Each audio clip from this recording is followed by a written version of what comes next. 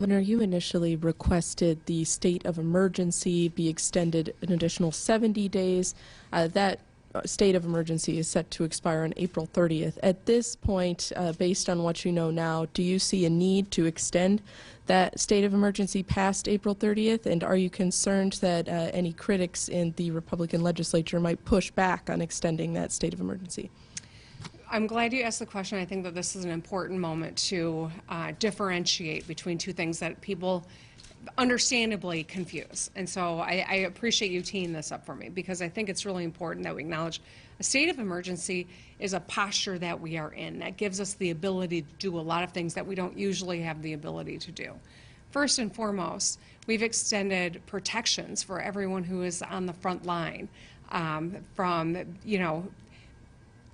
liability. I mean, that's one thing that happens under the state of emergency.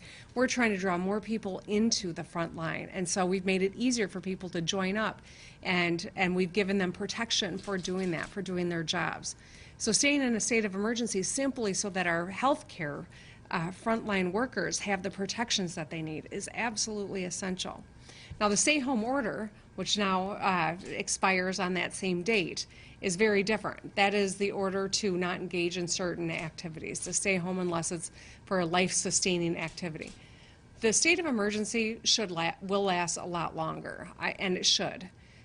We were in a state of emergency during the Flint water crisis. We were in a state of emergency during a sinkhole in Macomb County. All right, states of emergency are things that governments do when they need powers to take unusual actions to protect people.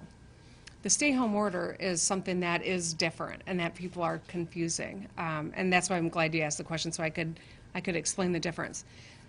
We will need to extend the state of emergency. My powers come from a couple of different parts of statute, and so I believe that regardless of what the legislature does, I still retain those powers, but I would like for them to be partners in this. We have worked very well together on a number of fronts. We need to continue working together because this is not a partisan issue. The stay-home order will be, another 10 days will go by between now and when we are confronting what the next phase is that we are going through. But the one thing I can say with all certainty is we won't just resume life like it was pre-COVID-19.